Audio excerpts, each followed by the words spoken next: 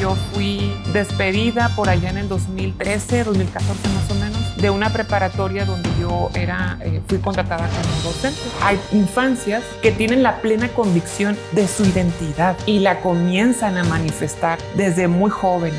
Pues a nivel académico, a nivel científico, estamos encontrando una variedad de realidades.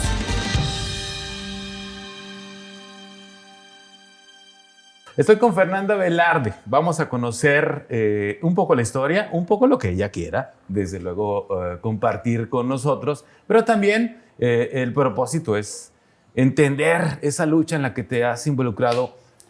Muchísimas gracias, Fernanda. ¿Cómo estás? Muy bien, gracias, Sergio. Estoy muy encantada de la invitación y pues yo bien contenta aquí de platicar un poco acerca de todo esto el tema que tenemos. Cuéntame un poco lo que quieras. ¿Cuál es tu historia? Pues bueno, mi historia, ¿te refieres como...? Sí, ¿cómo es que llegas a visibilizarte tú, tu historia? ¿Cómo es que llegas a convertirte en el ámbito local? A lo mejor tú no te ves así, pero nosotros sí, como un referente en la lucha por los derechos LGBT. Bueno, para no debrayar mucho o no estar dándole vueltas mucho a la respuesta,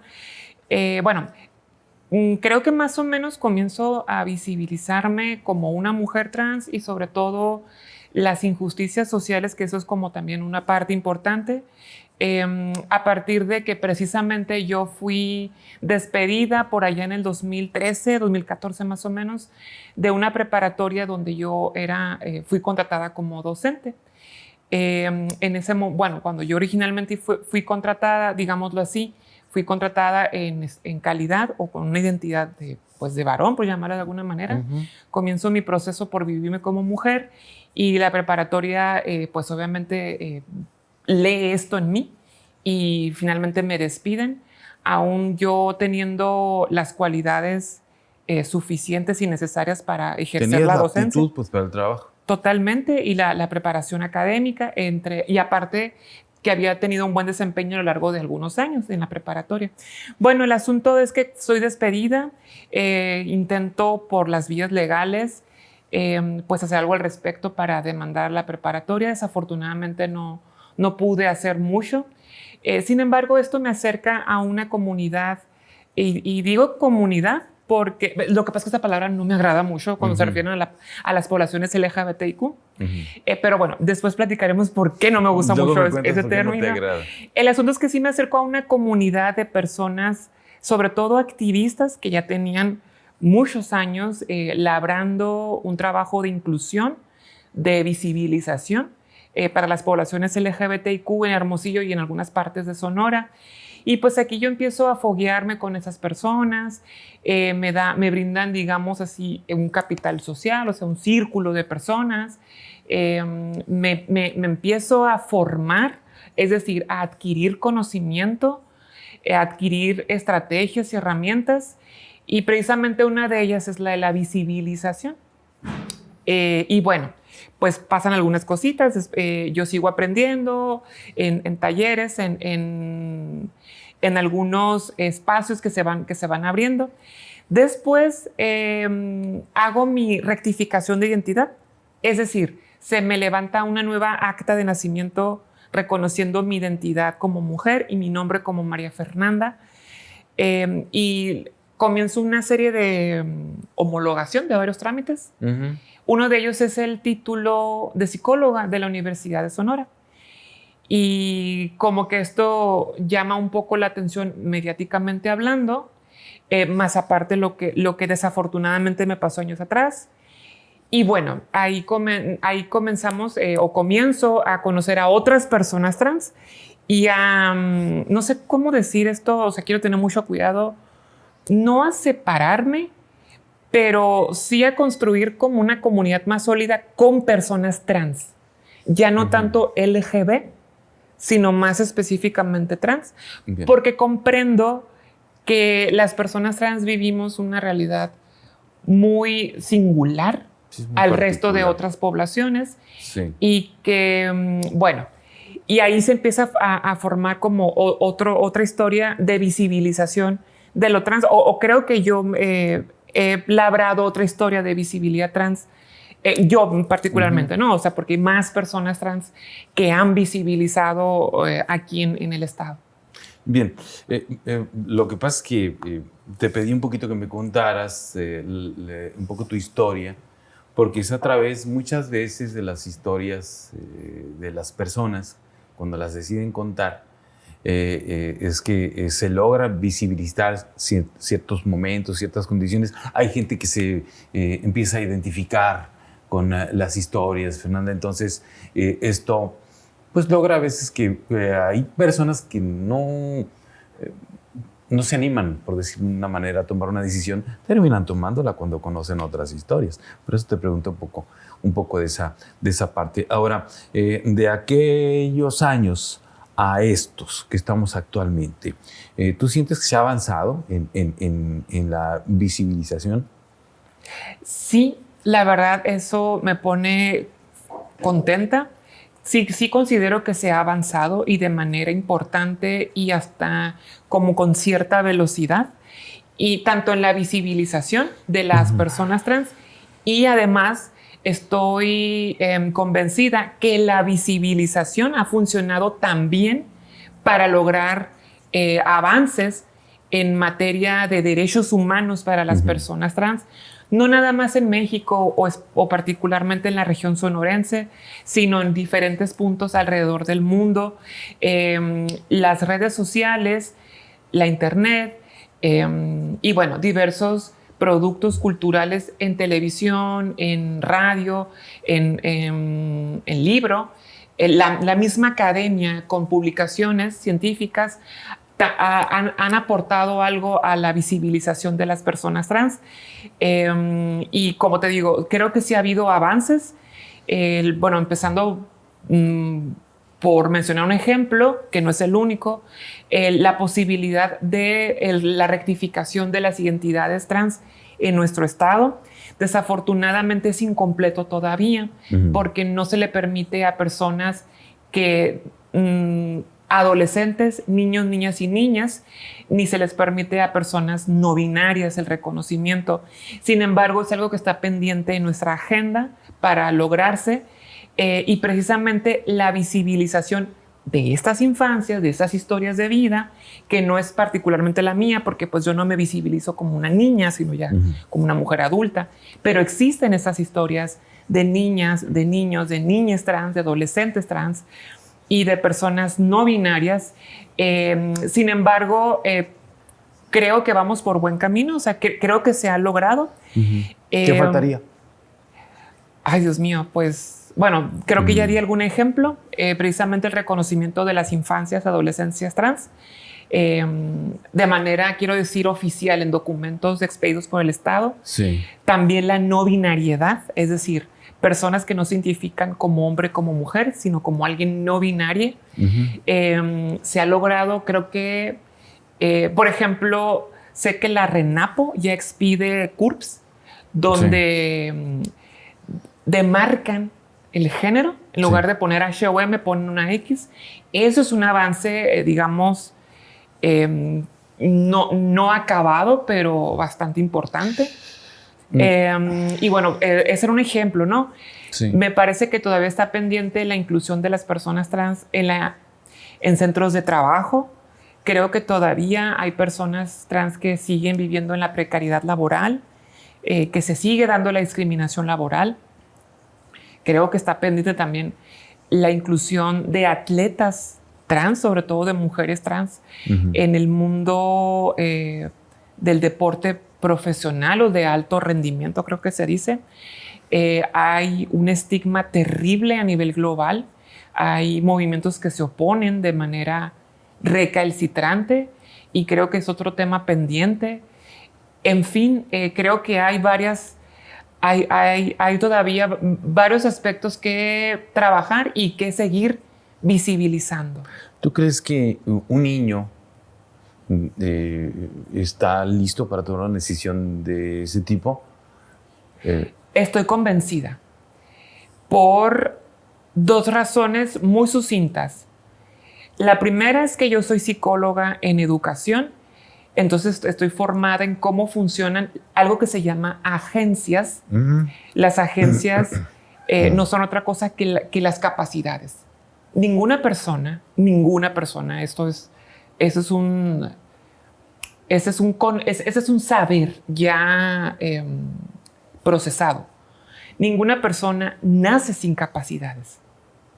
Todas las personas nacemos con capacidades torpes que se empiezan a madurar o consolidar a lo largo, pues, del desarrollo en la infancia, preadolescencia, la adolescencia. Y en realidad se trata de un proceso no acabado. O sea, nos vamos a morir sin haber logrado, digámoslo así, un estado máximo de nuestras capacidades. Nuestras capacidades siempre van a poder mejorarse. Pero bueno, para no salirme del tema, entonces empezando por el hecho de que todas las personas nacemos con capacidades y estas capacidades ya nos permiten identificar cosas esenciales como cuál es tu identidad. No voy a decir de manera absoluta que todas las personas tenemos esta capacidad de la misma manera en las mismas etapas de nuestra vida, sino que es algo que se va moviendo, porque tiene que ver mucho con el contexto familiar que tienes, con la educación que recibes, con el lugar culturalmente hablando en el que te encuentras. Tiene que ver con los estímulos que vamos recibiendo.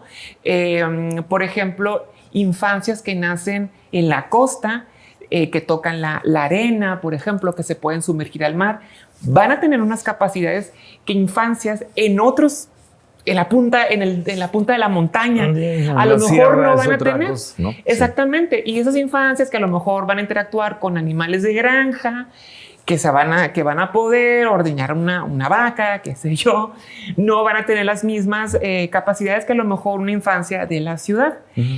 En fin, creo ya quedó más o menos claro que este asunto de las capacidades es algo que se va moviendo, pero lo importante es dejar claro que nadie estamos vacíos de capacidades.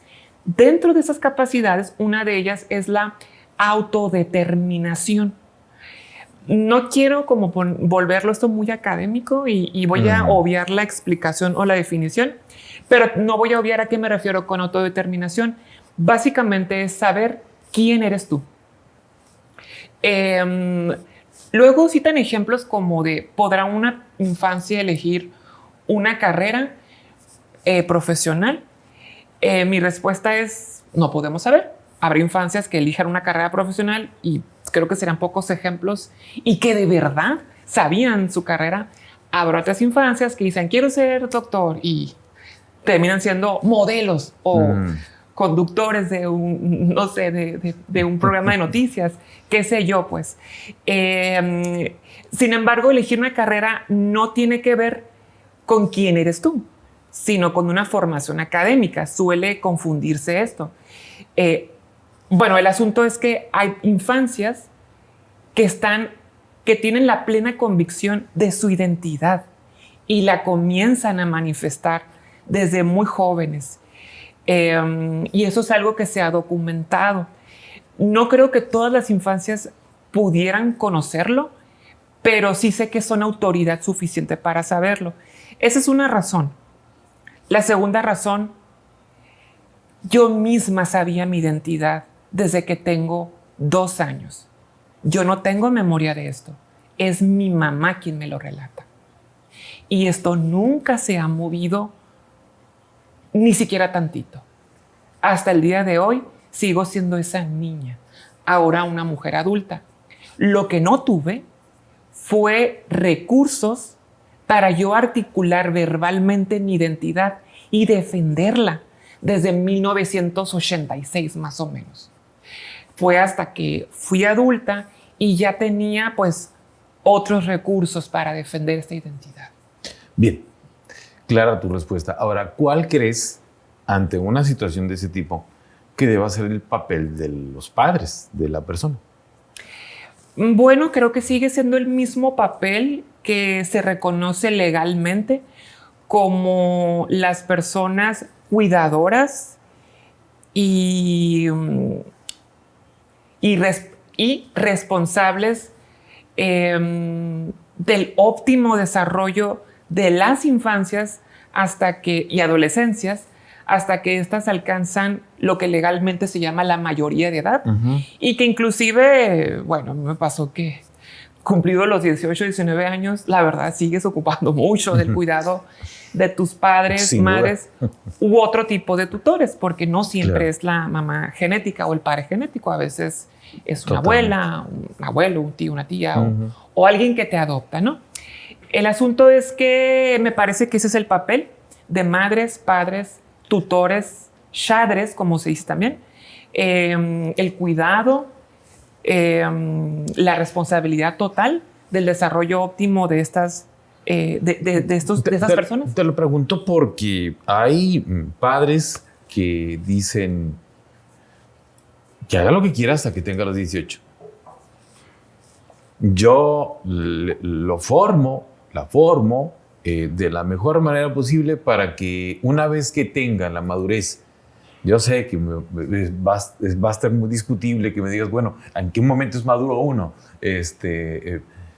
Pero te estoy dando el argumento de que he escuchado de muchos padres, pues ya que esté grande, que tome una decisión. ¿Por qué? Porque es una decisión de vida, porque es una decisión que te va a transformar el resto de tu vida. Por lo tanto, tómala cuando tengas edad suficiente para enfrentar cualquier cosa que venga después de la decisión. Por eso decir, cuando niños no. Hay quien dice así, cuando niños no. O sea, sí, por supuesto es un derecho, por supuesto que sí, pero cuando estén grandes, no cuando estén pequeños. ¿Has escuchado ese argumento? Yo lo he leído mucho. Sí, lo he escuchado, el argumento de madres, padres. Y otros que dicen nomás no y se cierran y no quieren saber nada, ¿no? También son extremos, ¿no? Sí, por supuesto. Bueno, lo primero que te puedo decir, Sergio, es que lamento ese ejercicio de maternidad y paternidad.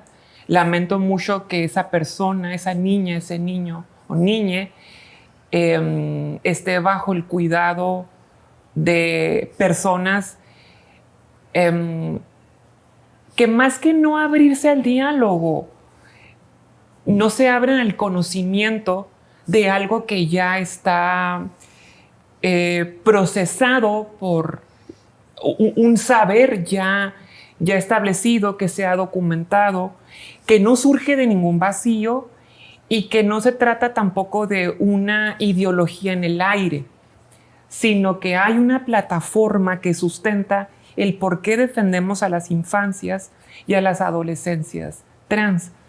Finalmente, a mí como mujer, como activista, como persona trans, no me queda más que, pues,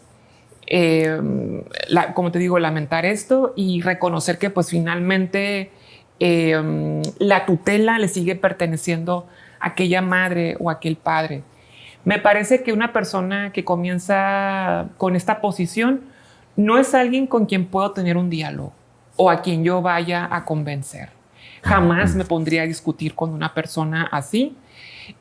Simplemente, pues, anhelaría en mi corazón que esa niña, ese niño, esa niña, cuando tenga 18 años, esté lo menos emocionalmente lastimada o lastimado por este ejercicio de maternidad y paternidad, y que sepa que cuando ya tenga los 18 años va a haber una comunidad que le vamos a abrazar, que le vamos a proveer de esos recursos que le hicieron falta, que no le vamos a poder regresar su infancia, su adolescencia, que pudo haber vivido como una niña plenamente, como un niño o niña, que hay varios casos e historias, no quiero decir de éxito, pero sí felices o que se manifiestan felices. Hay algunas aquí en Sonora y eso me pone muy contenta. ¿Conoces esos casos? Por supuesto, Sí. por supuesto. No puedo dar muchos detalles porque Claro, estamos hablando de personas que tienen 7 u 8 años, Sí, que es una tienen menor 10, edad, 11. sí. Ajá. Pero voy a citar más o menos un ejemplo sin dar mayor información. Sabemos de una niña trans, me refiero a alguien que al nacer se le asignó varón y que reiteradamente manifestaba su identidad de niña. Su mamá pues presta atención a ella como mamá, en sus capacidades como mamá, presta atención a estos detalles, le permite socializarse como niña. En la primaria la reciben como niña. Estamos inclusive dialogando con autoridades de esta primaria a través de la Secretaría de Educación y Cultura para brindar las herramientas didácticas y pedagógicas, y hasta este momento no ha habido nada de lo que las personas que se oponen a ese tipo de infancias afirman va a ocurrir. Lo único que ha ocurrido es una niña plena y feliz. ¿De primaria? De primaria, totalmente. Entonces, como este caso, no voy a decir que hay muchísimos, pero sí hay, ya comienzan a visibilizarse a propósito. Y precisamente el dar a conocer estas infancias, estos casos, estas adolescencias, estas familias, porque también debe quedar claro que con una infancia va una familia acompañándole, creciendo, pues también como probando qué le funciona para proteger a su hija, a su hija, a su hija. A veces va a prueba y error, ¿no? Hasta que totalmente, ya, sí. Como un ensayo y error. Y de hecho me atrevería a decir que esto es hasta cierto punto análogo a las infancias con discapacidad, que históricamente eran puestas en lo oculto, en la periferia, durante muchísimos años, sin poder acceder a la educación formal como cualquier otra infancia, y que precisamente hay un cambio de paradigma en la sociedad, hay un cambio de paradigma en la maternidad, en la paternidad, de cómo concebimos a esas personas, y entendemos que esas personas, por supuesto, que son capaces de adquirir conocimiento y de generar conocimiento. Y bueno, comienza también esta otro camino de inclusión para otra población. ¿Cómo ha sido recibida esta persona ahí? Pues al principio, la verdad, estoy sorprendida porque yo cuando me entero, porque esto no es de hace como 2 días, estamos hablando que fue más o menos cuando empezó la pandemia.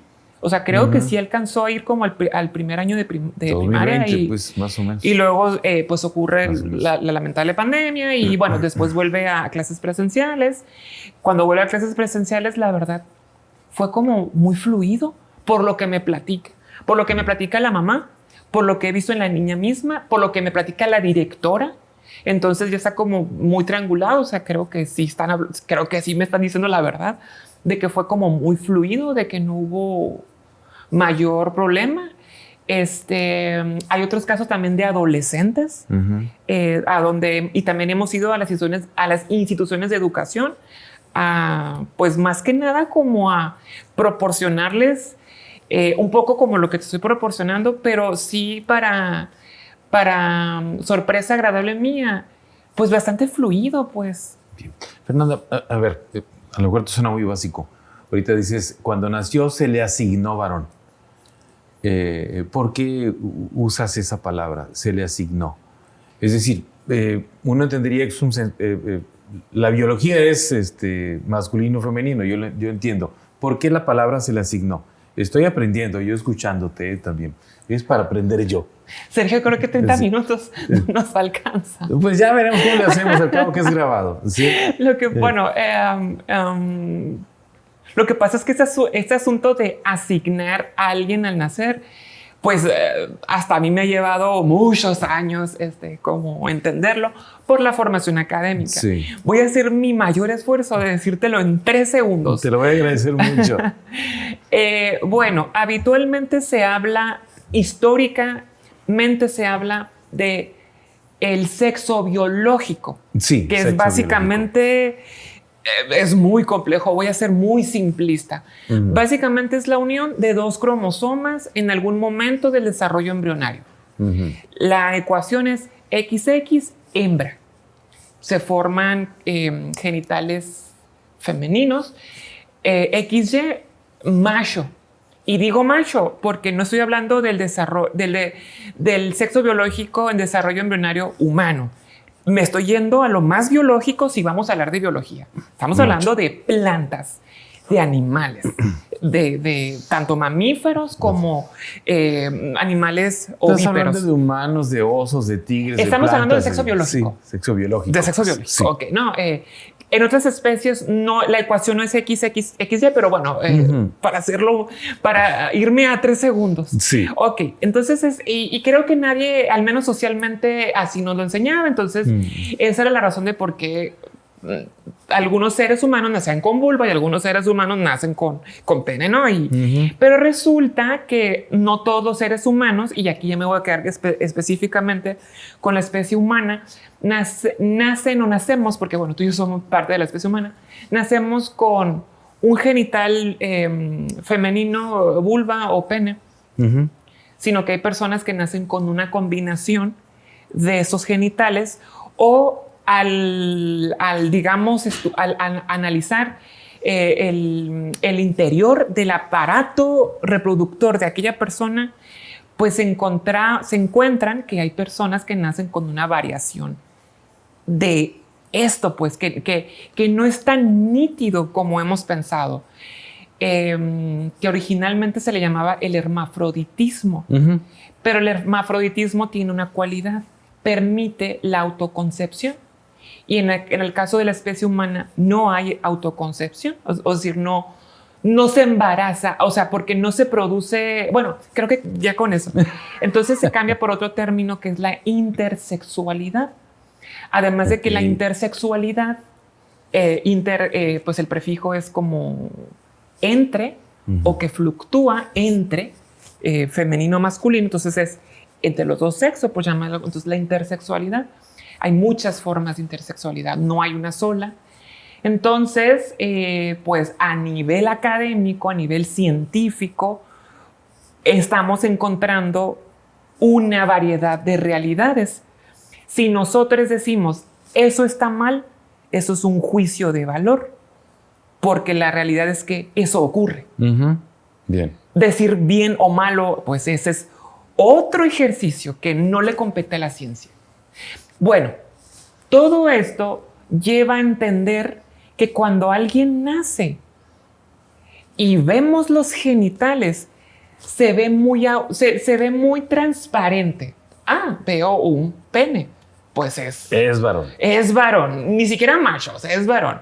Ah, veo una vulva. Es mujer. La cobijita rosita y los globos rosas y todo este asunto del gender reveal o como se diga, pues no. ¿Y qué pasa con esas personas que son intersexuales? ¿Qué se hace?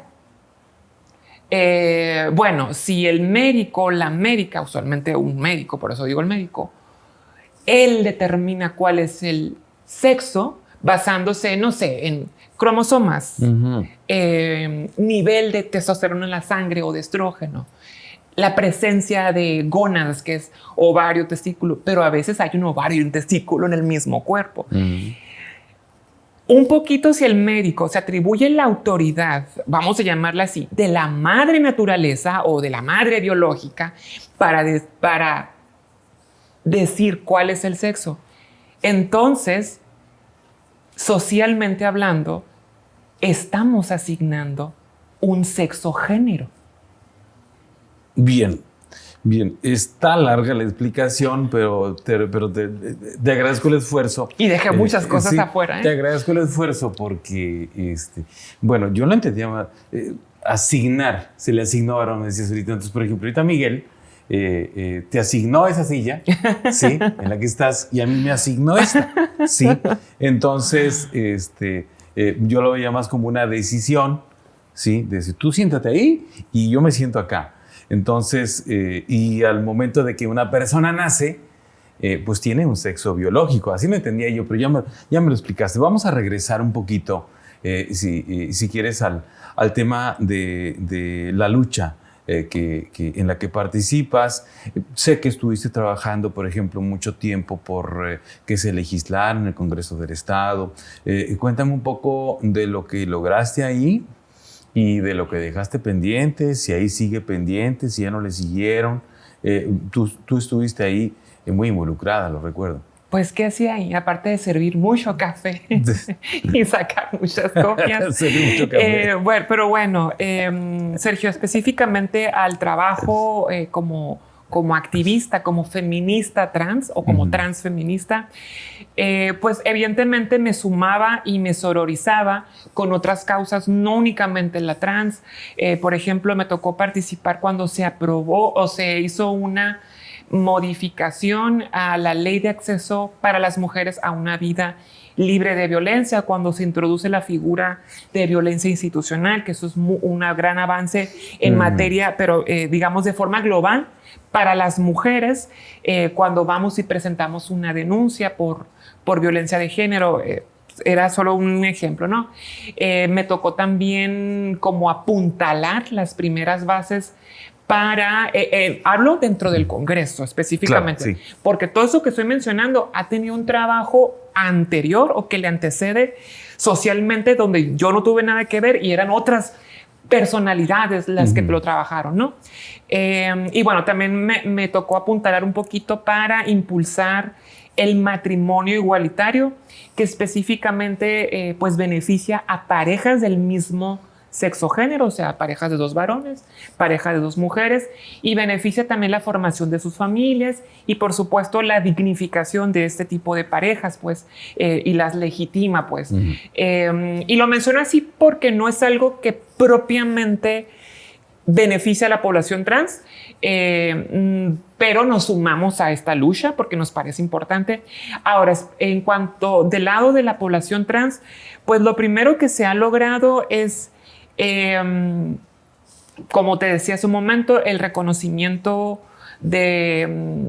o la rectificación de las identidades de género de las personas trans a través de un sencillo trámite administrativo que provee el registro civil. Tenemos pendiente algunos detalles, por ejemplo, el reconocimiento, como te decía hace un momento, de las infancias, adolescencias, de las personas no binarias.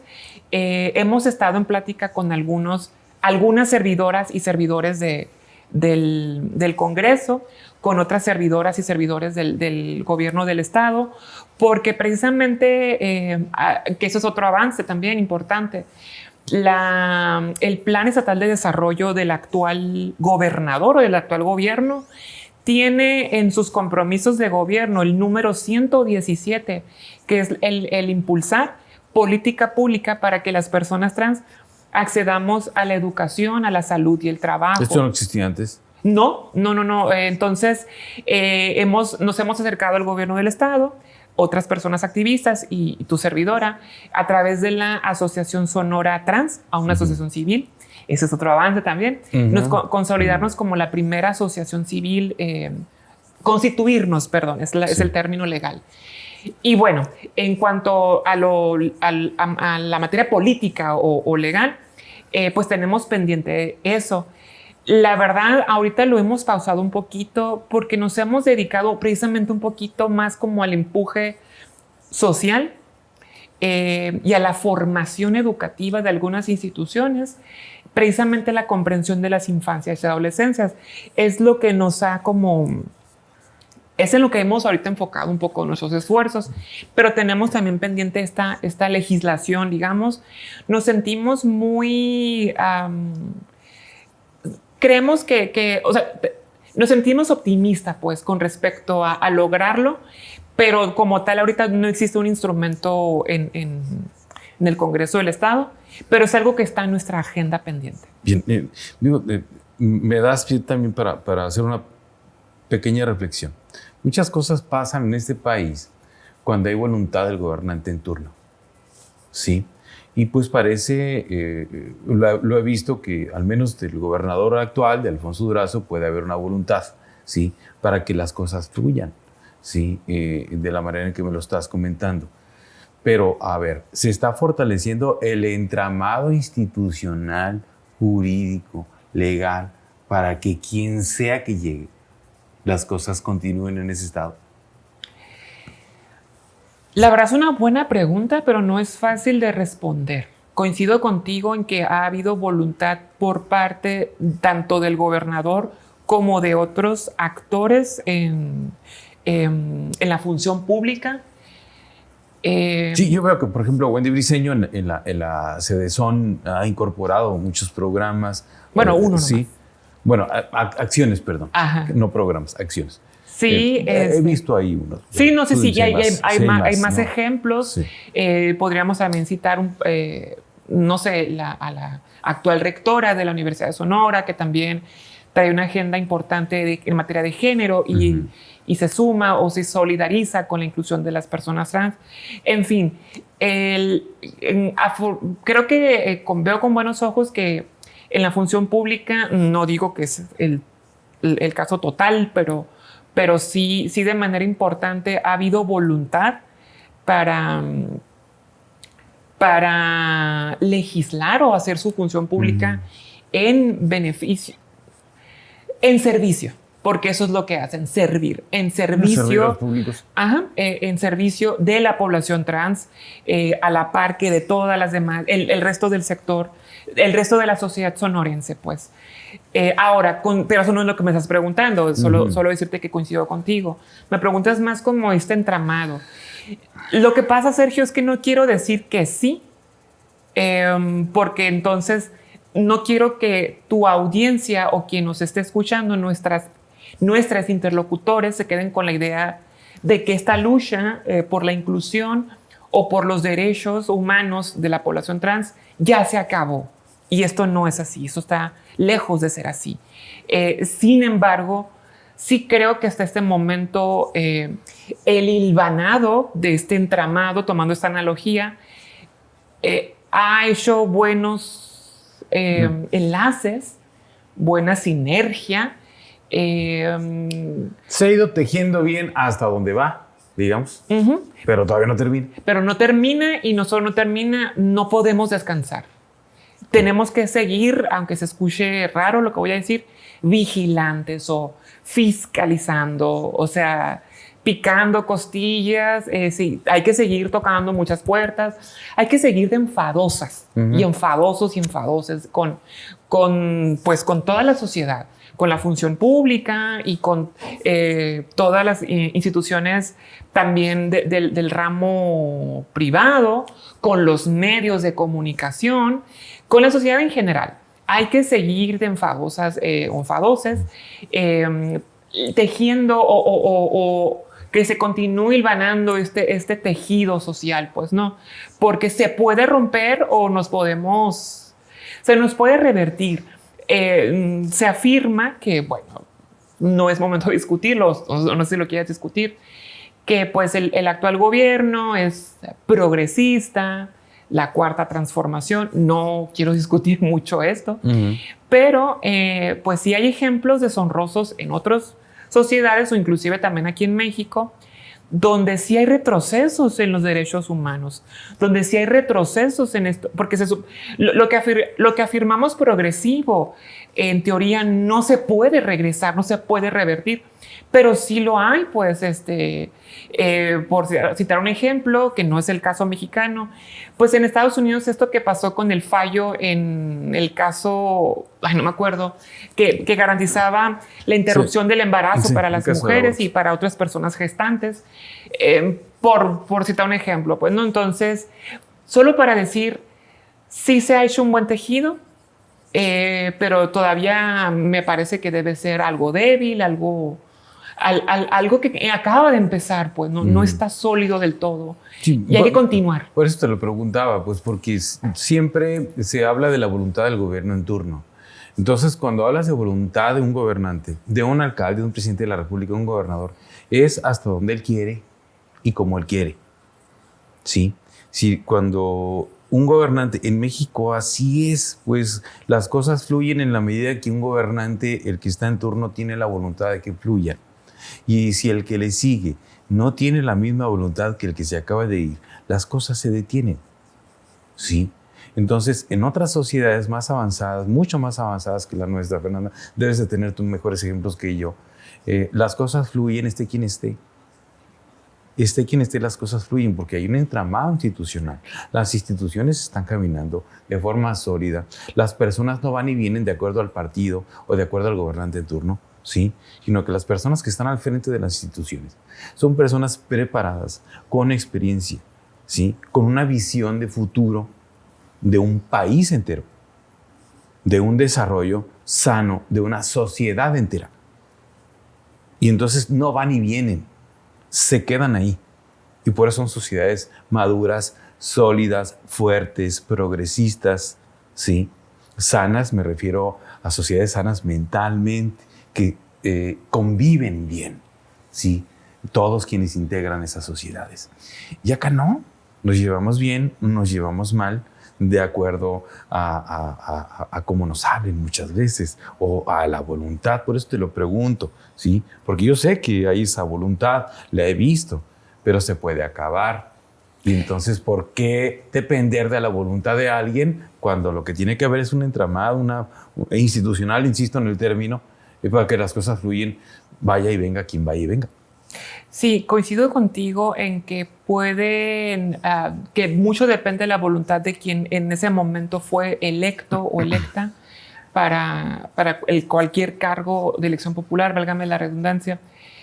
Aquí la buena noticia, por llamarle de alguna manera, es la respuesta reaccionaria de la sociedad, porque de hecho el término de política pública, que luego se discute que si política pública es un como un pleonasmo, como algo redundante, porque la política es público, pues entonces es lo público de lo público, la política pública. Sí. La política pública se forma precisamente a partir de una sociedad que se organiza, que se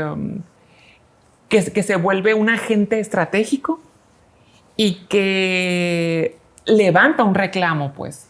Hay varios ejemplos en nuestro país, tanto la clase obrera, los movimientos estudiantiles, no tanto particularmente Sonora, pero ahorita estoy pensando, por ejemplo, en el movimiento feminista, sobre todo del tercer mundo, el movimiento feminista de América Latina, pues, de México, de Sonora, que ha sido un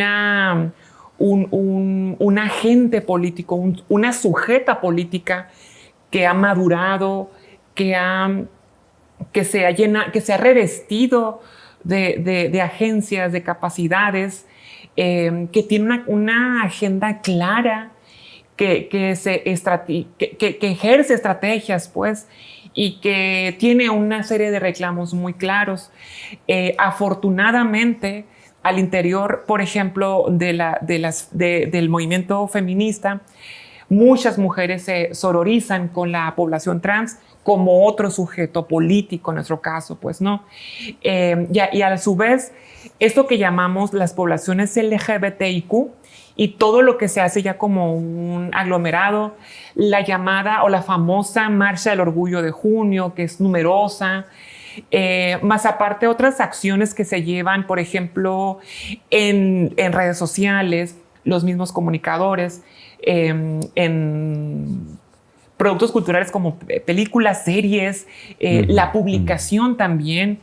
Todo esto va también haciendo un tejido, va haciendo un hilvanado, pues, para que no quede todo de manera totalitaria en un gobierno precisamente totalitario, donde solamente este actor social, vamos a decir, el gobernador, el presidente, las presidentas o las gobernantes puedan hacer a su voluntad, pues no, sino que se haga como efecto pinza, pues, donde por un lado está, digamos, como los actores sociales de la función pública, y por otro lado está la sociedad como movimientos sociales, pues, ¿no?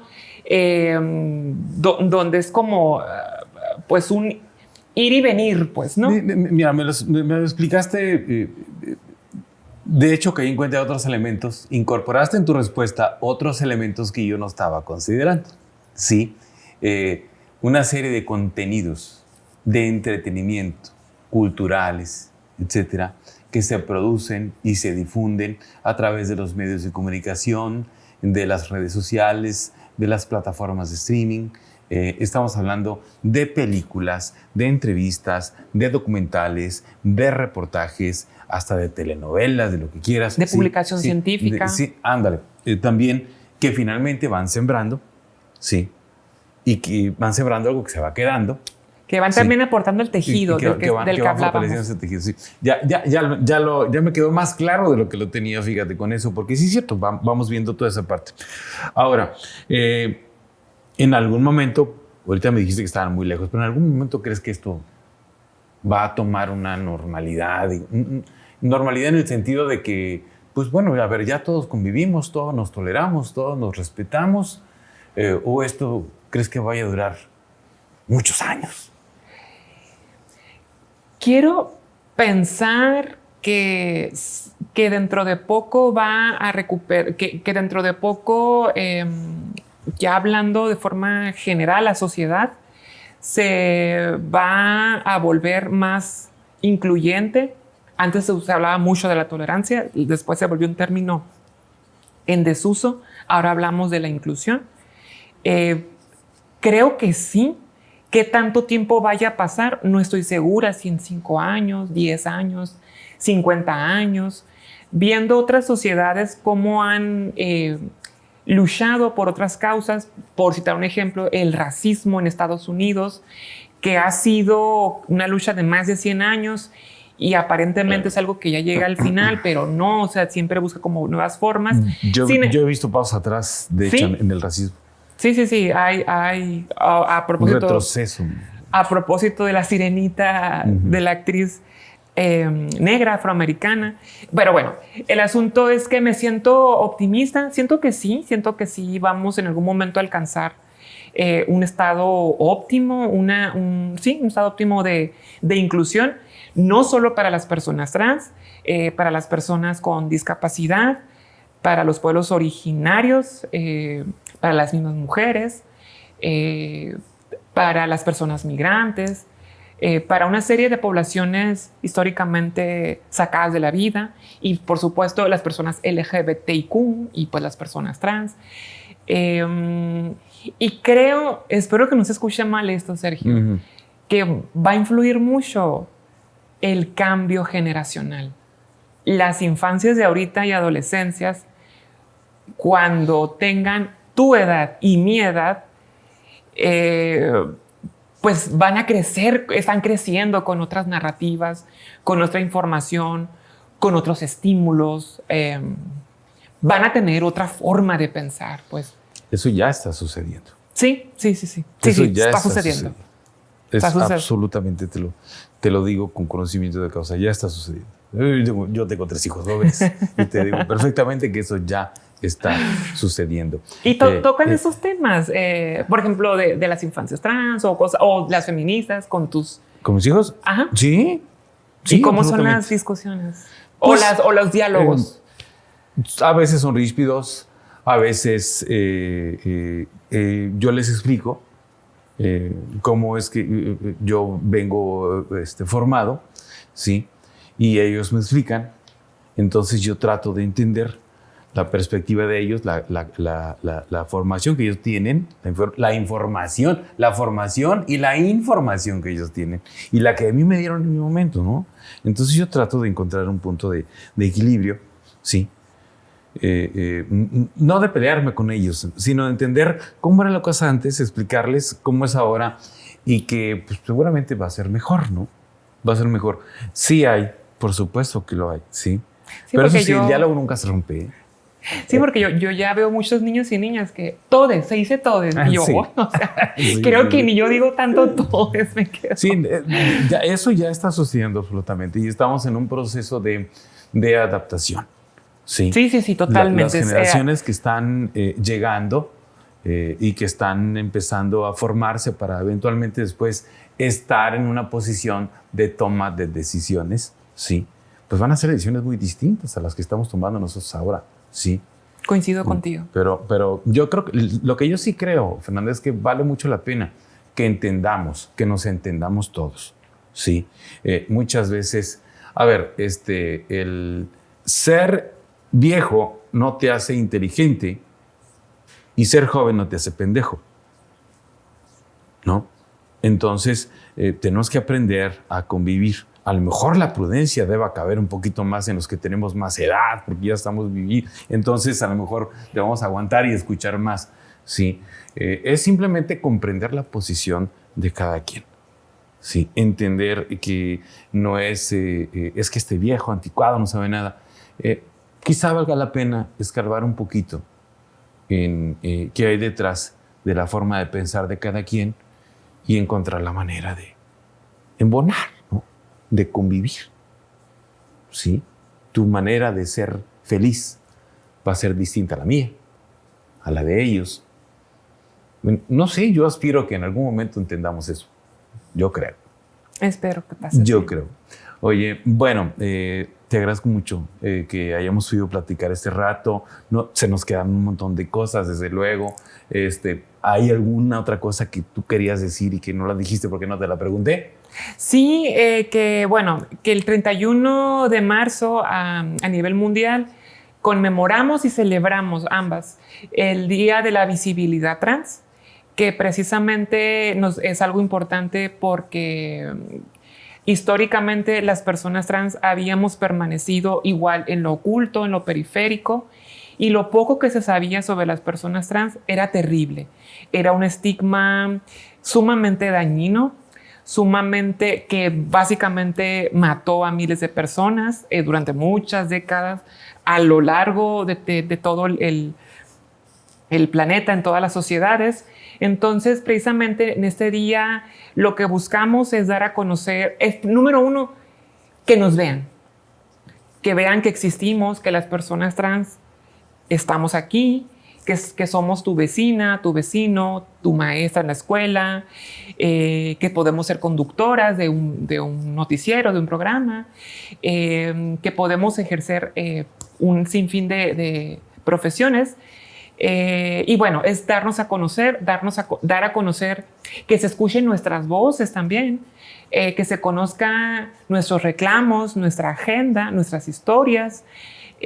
Buscamos hacerlo específicamente en el 31 de marzo, hacerlo sobre todo de una manera como más artística. Yo no tengo nada de artista, ¿no? O sea, pero procuramos siempre pues como performance, como bailes, como algo más lúdico y como artístico, pero tiene diferentes maneras. Me gustaría invitar a las personas, a tu audiencia, a que nos acompañen el 31 de marzo en el andador. Nosotros le pusimos así, el andador Raquel Padilla.